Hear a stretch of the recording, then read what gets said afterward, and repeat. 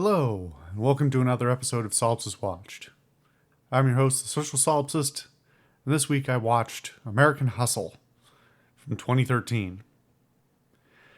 This is a movie that has been on my list for a long time, but every time I look at it, it just doesn't seem like something I wanted to watch there and then.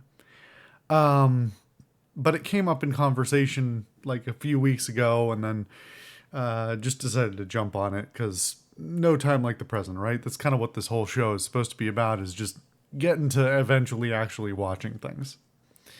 It is directed by David O. Russell, who I've expressed my concerns with both artistically and personally in the past. He's not a terrible director, but I am not super not much of a fan. And after my Amsterdam review from some weeks ago now, I actually forgot, thankfully probably, that he had directed that and this. I just kind of went into it like, yeah, let's watch it.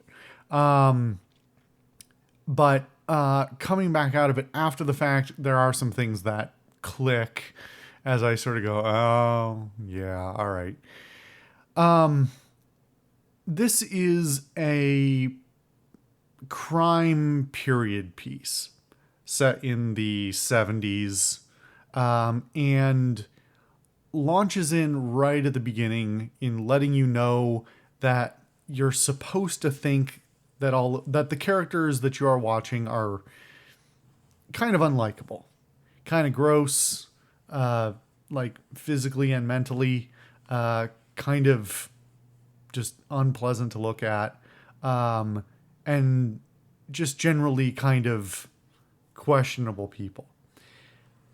And I think that's a strong way to start a movie, but it really takes away from what the movie really ends up being about. I this movie got a lot of praise when it came out, and I'm not entirely sure I understand where all the praises come from. It is, in a lot of ways, seeming to try to be sort of a prestige film.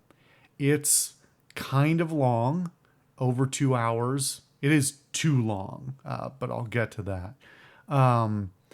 It is talking about a particular time and place in the United States, and is supposed to be loosely based on historical reality. In cinematic reality, it's just not a very compelling story. And that's not for lack of trying or even lack of potential. The story that's being told here is really kind of interesting. And the actors who were cast are not even in any way bad choices for the roles that they are playing. However,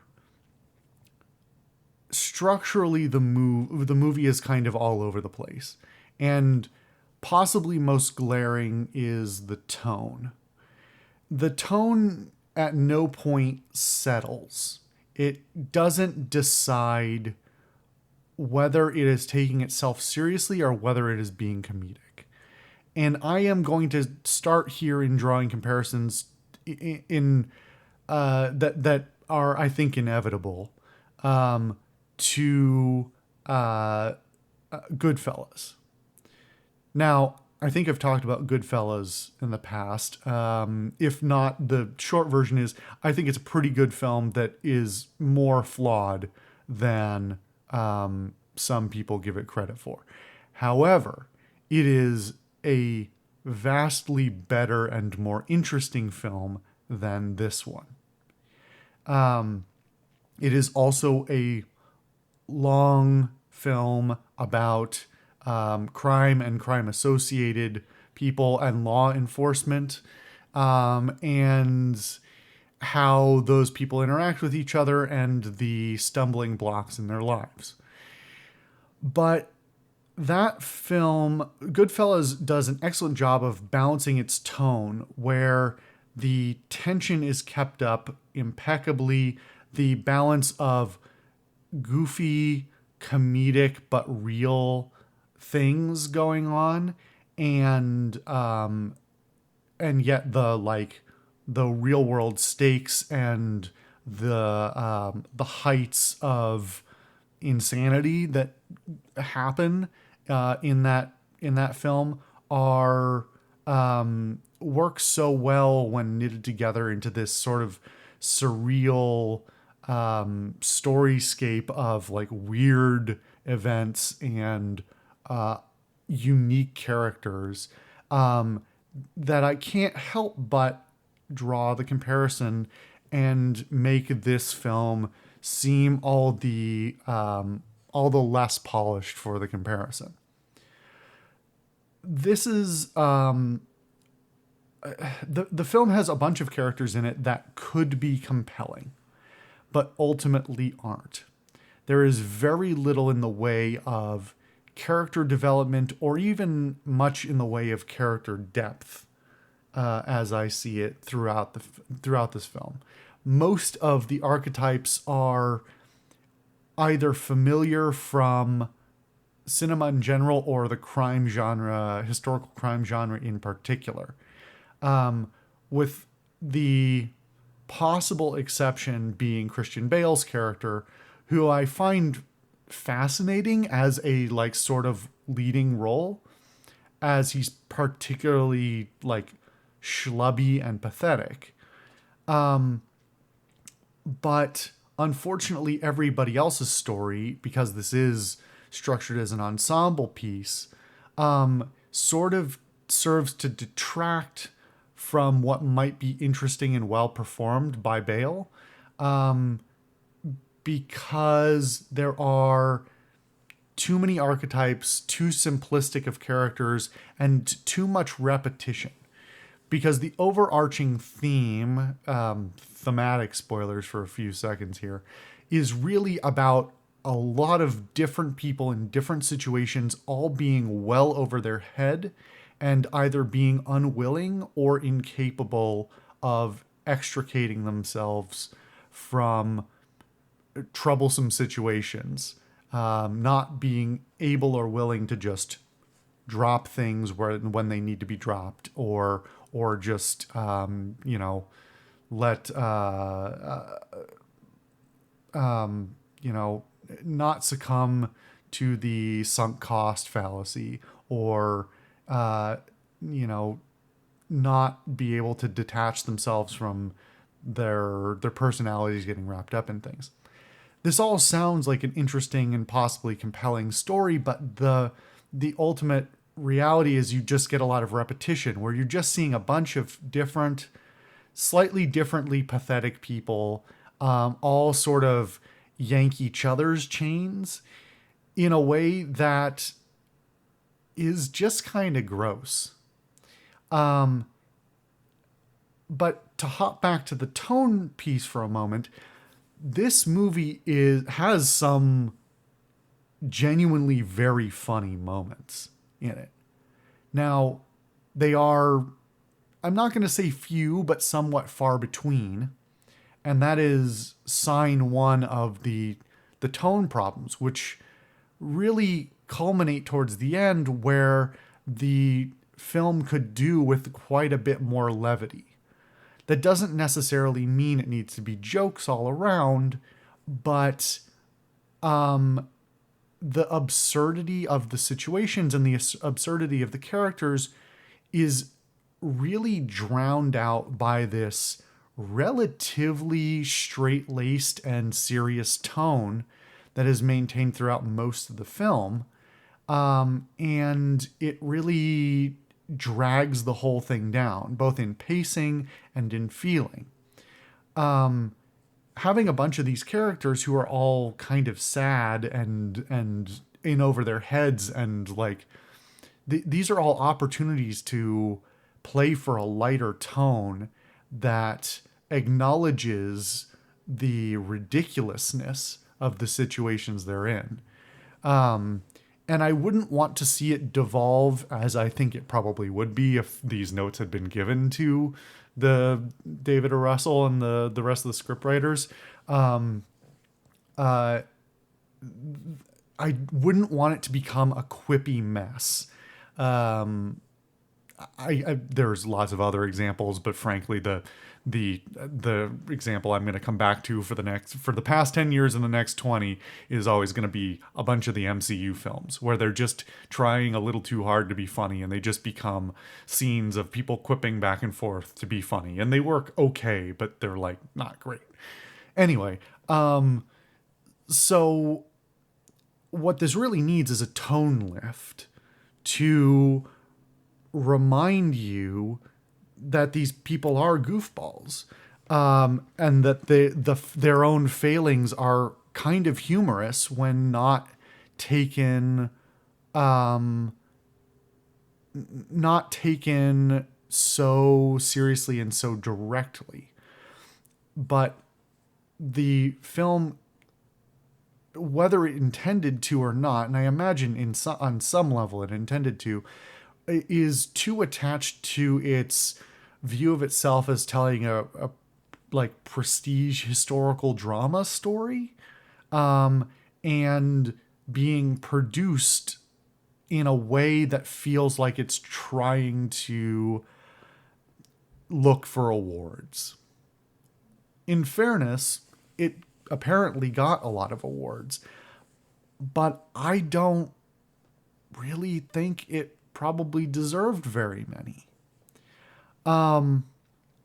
The setting of everything in the 70s is interesting as an idea, and since this is based on historical reality in some loose sense, obviously seeing some like stylings from the era is a nice visual difference from what tends to be on the screen. But it doesn't go very deep. While the outfits and the makeup and some of the locations and furniture and things feel very appropriate, more often than not, they're just sort of generic instead. Generic somewhere between the 70s and the 90s, not really standing out in any particular way, and further buried by some questionable and variable cinematography. There are some scenes in this film that I think work really well, but they're mostly the ones that are extremely well lit and happen in office buildings and those sorts of things. When when the movie goes for a more murky tone, it also tends to both metaphorically and literally dim the lights, and puts this a lot of like weird lighting color casts on scenes that are completely ridiculous within the color looks weird because it's going for a particular visual style that is only reflected in the lighting and not necessarily in the rest of the production. While also the lighting locations itself are like noticeably weird, of like there's no way this lighting is coming from this room. That's a lighting rig in this room. It's not natural lighting. And I'm not the kind of person who's a stickler for that kind of thing and thinks it needs to be accurate lighting all the time, but some scenes have particularly glaring, like, where is this light coming from? This scene makes no sense. You attempted to compose something artistically, and not only is it not very artistically appealing, it also makes no sense from a like in-world standpoint why this lighting would be like that. compared to something, as I'm going to continue to, like Goodfellas. It's one of those things that you don't necessarily think that much about until you see it done wrong, which is things like lighting and framing and very kind of natural low light settings, which I think Goodfellas shows off impeccably, and this film only attempts to roughly mimic, aspire to. I don't know what necessarily to say about it. It's just, it imagines itself to be a more sophisticated and talented direction than it is. The film also really drags. There is a lot going on in the story, but it is written and arranged in such a way that a lot of the interesting complexities are sort of left by the wayside or hand waved for the sake of actors' performances.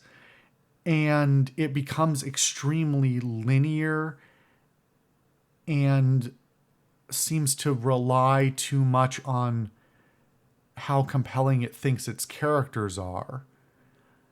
And when you're dragging something like this on for over 2 hours, the tempo needs to stay up.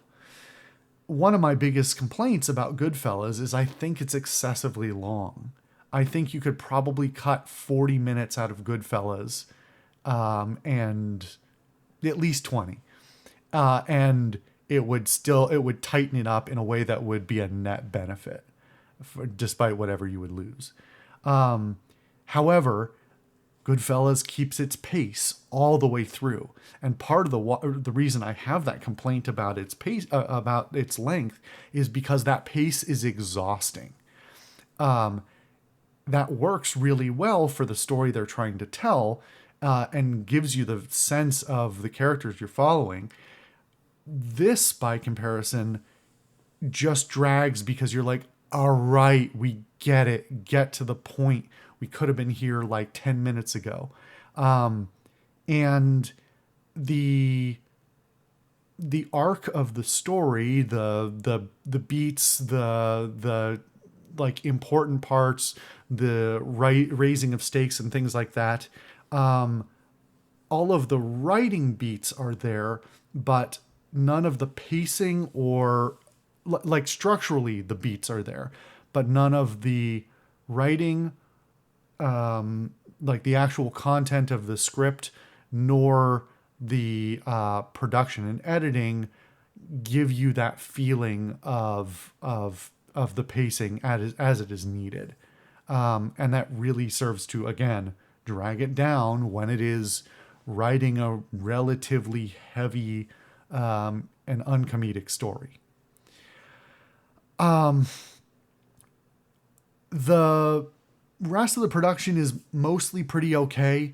It's got some weird music choices, some that are just sort of fascinating, and some that are like, yeah, it's fine, and a few that stick out a little bit, but not in a way, ways that are just sort of a little bit odd, but not out of place.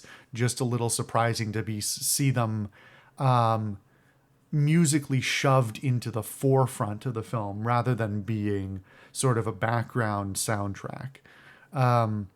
This is a film and a setting and a time when you could definitely leverage historically appropriate music in a way that would, I think, lift it and give it more life.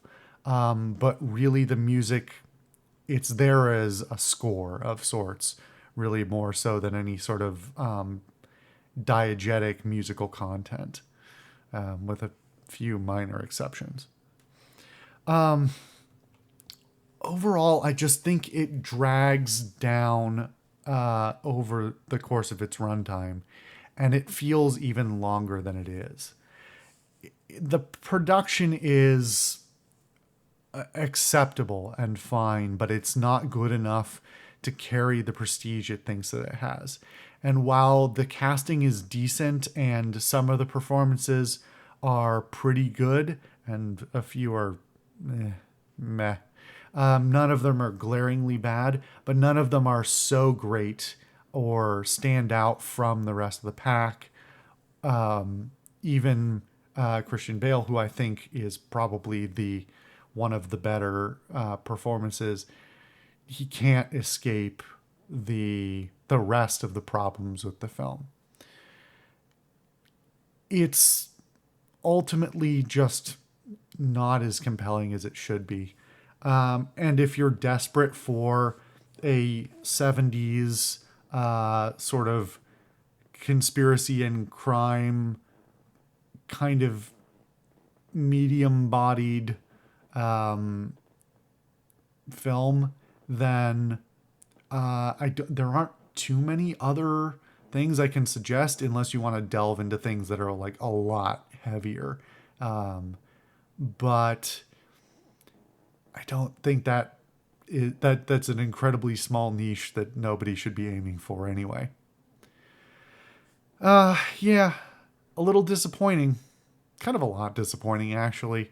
But I guess I could have wasted my time in worse ways watching worse things. All right, well, thank you guys for watching another episode of Solipsist Watched. I've been the Social Solipsist, and I'll see you guys next time.